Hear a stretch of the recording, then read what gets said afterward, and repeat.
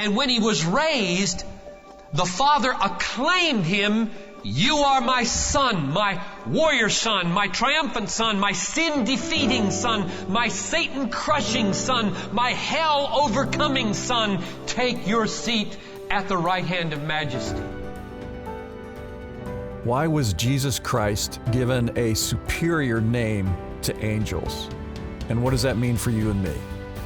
John Piper answers these questions in this episode of Light and Truth. The sermon was originally preached at Bethlehem Baptist Church on April 14th, 1996.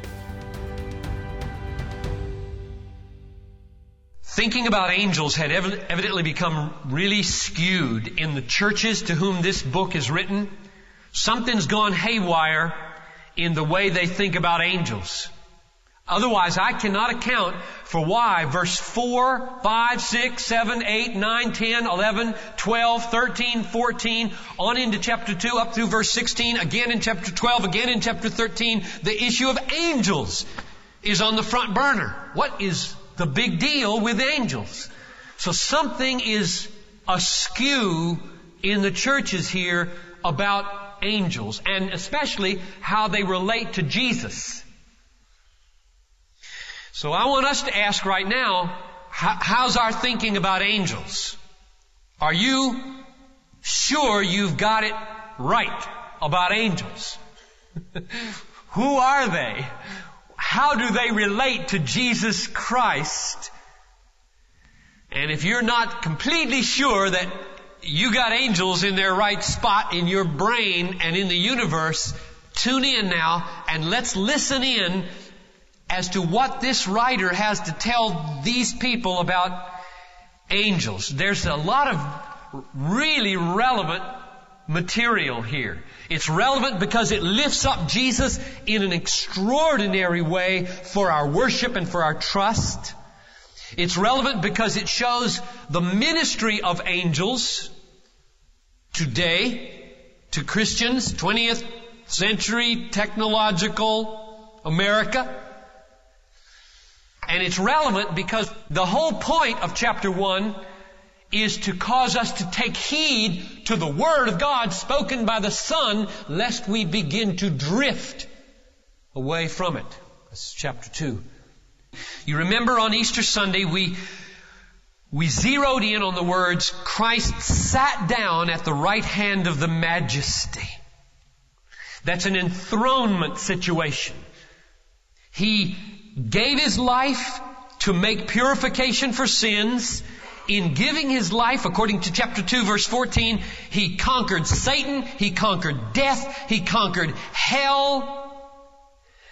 And God therefore raised Him triumphant and sat Him down on the throne of majesty at His right hand. And now, verse 4 says, He did that having become as much better than angels as He has inherited a more excellent name than they. Now the main point there is real clear. Jesus Christ is better than angels. He is better than angels. How better and how much better is what verses 5 through 14 are all about. How is He better? How much better is He? How should we think about His relationship to angels? Now verse 4 answers that question in a comparison. It says, He is as much better than angels as He has inherited a more excellent name than they. Now what's that? What's the name? Let me answer that question by just going a little bit roundabout here. Back in the Old Testament, when a king was enthroned, and they had a great ceremony of acclamation and enthronement, one of the ways they did it is that God, probably through a prophet, said, You are my son. Today I have begotten you. That's one of the words that was pronounced over the king. We see that In Psalm 2, we see it in Psalm 88 and a few other places where this, you are my firstborn above all the kings of the earth. The word firstborn being a kingly designation in an enthronement ceremony. Now that's what we have in verse 3, is Christ now taking the throne of his father David. Only much more than that, taking the throne of God. And therefore, verse 5 picks up that theme from Psalm 2 and says, after he has said he's greater than the angels and his name is greater, it says, for to which of the angels did he ever say, thou art my son, today I have begotten thee? That's a quote from Psalm 2:7. And then again, and he quotes from 2 Samuel 7:14, which is another enthronement ceremony for Solomon. I will be a father to him, and he shall be a son to me. So if you ask me, what's the name in verse 4 that is so superior to angels? The answer is Son of God. You see the logic there between verse 4 and 5? He has a name above them, for to which angels did he ever say, you are my son? Now let me compare this with something Paul wrote in Romans 1. In Romans 1:4, Paul wrote, Christ was declared Son of God in power by the resurrection of the dead. Christ was declared Son of God in power by the resurrection of the dead. Now Christ was always the Son of God, but when he was crucified, he triumphed like a warrior king over sin. He triumphed like a warrior king over death. He triumphed like a warrior king over Satan. And when he was raised, the Father acclaimed him, you are my son, my warrior son, my triumphant son, my sin-defeating son, my Satan-crushing son, my hell-overcoming son. Take your seat at the right hand of majesty. So that's what's going on here from verse 3, 4, and 5. You have God acclaiming the Son, not because he's always been the Son, which he has been, but because now he is victor Son, sin-defeating Son, Satan-crushing Son, victorious over death Son. And he is seated as the God-man with the triumph of his crucifixion and his resurrection in the marks of his own body. And so I think his superiority to angels here is being stressed in the designation Son of God in an enthronement ceremony in heaven. Now the point of verse 5 is, God never said that to an angel. God never said to an angel, you are my son, today I have enthroned you, begotten you, installed you as victor king. So he's separating Christ from the angels and saying, Christ is unique. He is not an angel. He never said to an angel what he said to the Son. You see now how a big gulf is being created here between Christ and the angels. Now you want to see the infiniteness of that gulf? Let's read on to verse 6. And when he, that is God, again brings the firstborn into the world, he says, and let the angels of God worship him.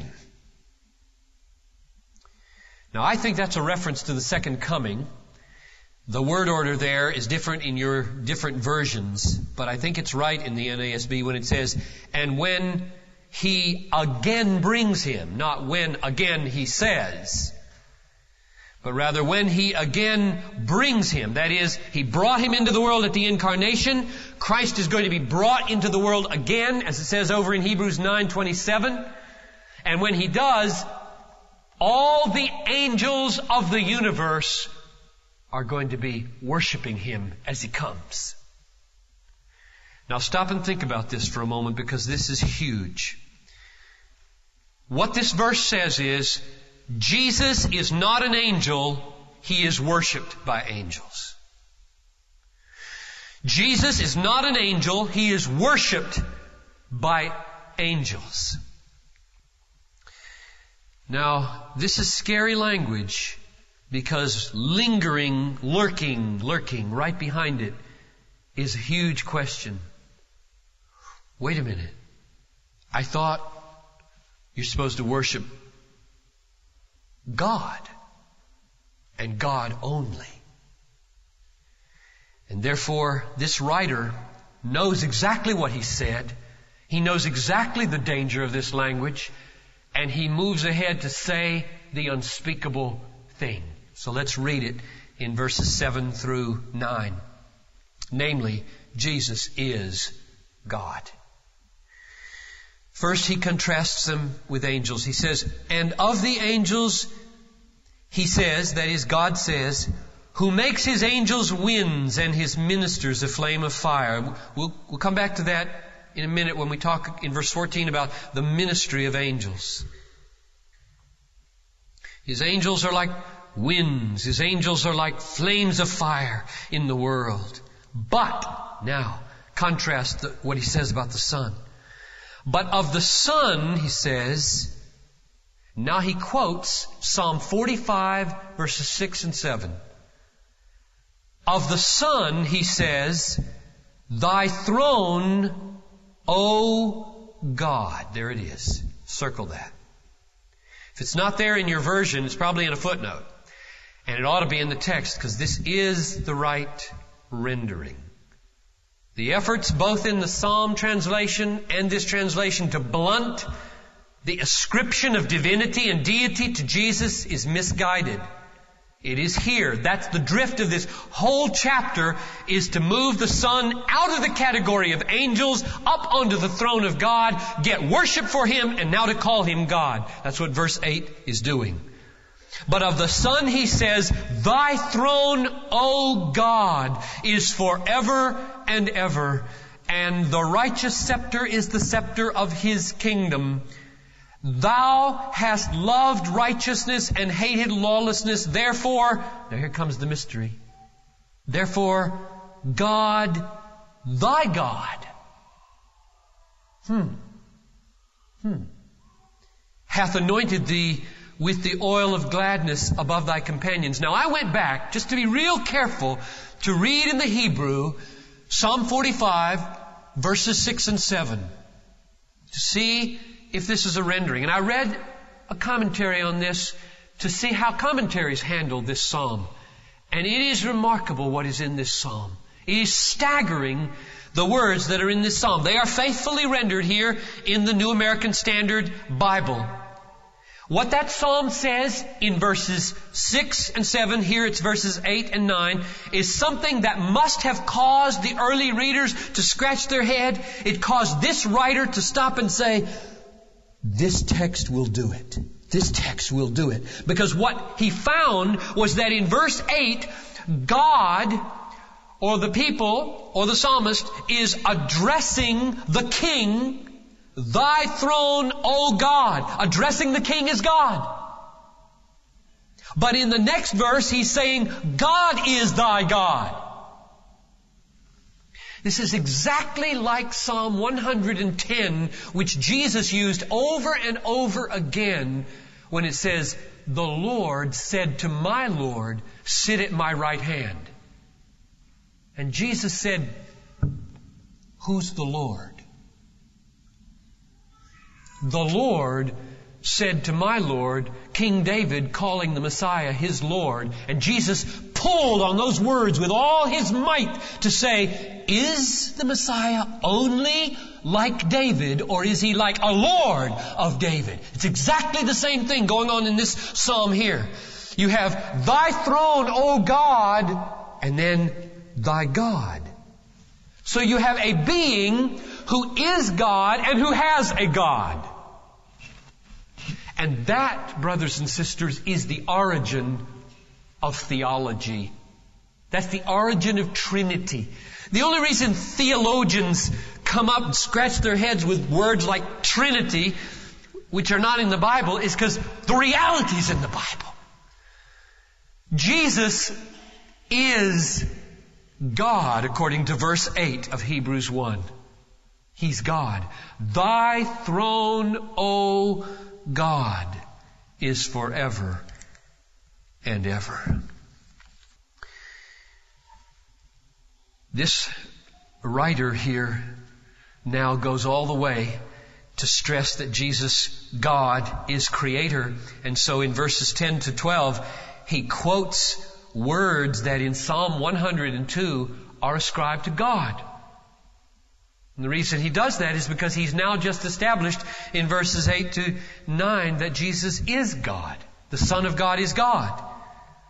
So let's read what he says about him here in verse 10. And he says about the Son, Thou, Lord, in the beginning didst lay the foundation of the earth, and the heavens are the works of thy hands. They will perish, but thou remainest. They all will become old as a garment, and as a mantle thou wilt roll them up as a garment. They will also be changed. But thou art the same, and thy years will not come to an end. Now what he's doing in those verses is drawing out what he's already said in verse 2. Remember? Through the Son, the world was created, it said in verse 2. Now he goes all the way and doesn't just say, through the Son the world was created. He says, Thou established the earth. Thou hast established the works of thy hands. Because he is willing to say, God created the universe. I have just shown that the Messiah, the Son of God, is God, and therefore I will ascribe to the Son what I ascribe to the Creator. He made the heavens, and He made the earth. I was reading in one book on the Christology of the New Testament, and it says, after the Gospel of John, the writer of Hebrews has the most exalted view of the Son of God in all the New Testament. The vision of Jesus as the divine Son of God, as God, is clearer in the book of Hebrews than in any other book of the New Testament except for the writings of John. In the beginning was the Word, and the Word was with God, and the Word was God. That's even clearer. But it's hard to be clearer than verse 8 in my judgment. So he is establishing here that he is not an angel. Now let me just linger here for a minute and apply this to you. Do you have an appropriate sense of reverence and awe and wonder at Jesus Christ? Is He little or is He big to you? Do you belittle Him through neglecting Him or despising Him? Or most commonly, no, I suppose neglecting is most commonly, but second most commonly, trivializing Him? For example, when you hear a comedian get everybody laughing, like I did this week, by saying, my brother thought his name was Damn It, and I thought my name was Jesus Christ, because my dad always says, damn it, come here, and Jesus Christ, where are you guys? Do you get drawn in to that funny? Well, the kind of funny that undoes the universe, that destroys everything. The trivialization of what is holy and what is horrible. Damn it. And Jesus Christ. The trivialization of the horrible and the holy destroys the universe. Destroys families. Destroys churches. Destroys souls. And we just get drawn in. The music of the world. The humor of the world. And pretty soon our Jesus is about that tall. He's just Jesus Christ. Not the creator of the universe. Not the upholder of the universe. Not the one who makes purification for sins. Not the one who sits at the right hand of majesty. Not God Almighty, who's coming again one day, and the angels will fall down and worship Him. You know, this chapter is written to create a passion for the supremacy of God the Son. Do you have it? Do you have it? Or when you read the Bible, do you just flip over pages and head off and love what the world loves and show up on Sunday and do a religious thing and then go off and love what the world loves again, and Jesus in your affection remains a millimeter high? And there is no trembling, there's no reverence, there's no awe, there's no reveling in His divine glory and His power to uphold the universe. Oh, that God would awaken our hearts this morning. It's real easy to see what this chapter is designed to do, isn't it? I mean, this chapter is plain. Jesus is not an angel. He is the Son of God. He's not an angel. He is to be worshipped. He's not an angel. He is Creator. He's not an angel. One last contrast. Let's look at it. Verse 13. To which of the angels has He ever said, sit at my right hand until I make thine enemies a footstool for thy feet? So we're back to verse 3 in the enthronement. He's never said to an angel, sit at my right hand until I subdue all your enemies under your feet. And then He contrasts in verse 14. Well, who are the angels then? If He never said that to an angel, what does He say to angels? Here's what He says. Are they not all ministering spirits sent out to render service for the sake of those who are to inherit salvation? What's the contrast here? Jesus sitting like a king upon the throne. Angels sent to do His bidding in the world. There's the difference. Jesus, King Jesus, on the throne, sovereign, serene.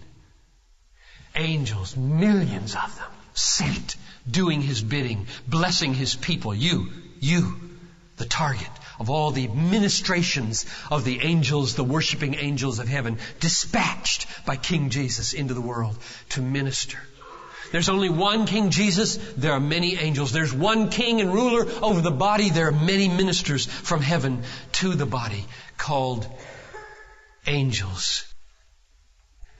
Have you ever asked the question, what's the point of angels? And this chapter answers with two clear statements. One is in verse 6, one is in verse 14. And there are only two. He created angels, number one, to worship Jesus. And He created angels, number two, to serve you. And now if you'll forgive me some familiar language because I am in a rut. He created angels so that Christ would be glorified and you would be satisfied. Sound familiar? It's just there. It's everywhere in the Bible. He created angels to magnify His Son and to satisfy His people in the Son. To bring you to the fullness of your salvation in the Son. So I want you to go out of here with this truth ringing in your ears that there is help in the universe. I'm heading for Nairobi, Kenya at 4 o'clock this afternoon. I'll land in Heathrow, move over to Gatwick, get on another plane. You know what? There's angels in England. There's angels hovering over the Atlantic Ocean. There's angels over the Mediterranean. There's angels over all of Sahara, Africa. There's angels in Nairobi. I'm walking among friends everywhere I go. They're sent to serve you. They're sent to serve me. There are millions and millions of them. Enough to meet every need. Be encouraged today that God means to do two things. He means to exalt His Son and serve His people. That's my theology in a nutshell, because I just see it everywhere in the Bible. He means, verse 6, they exist to worship Christ, and verse 14, they exist to serve Christians. So go out of here this morning with a tremendous sense of assurance. This is Light and Truth, God-centered preaching to help you see Christ clearly and treasure Him truly. I'm your host, Dan Kruver. Thank you for listening. On our next episode, John Piper will preach a sermon titled, Look at Jesus, the 6th sermon in our 12-part series, Listen to Jesus. I hope you'll join us. For more resources, visit desiringgod.org.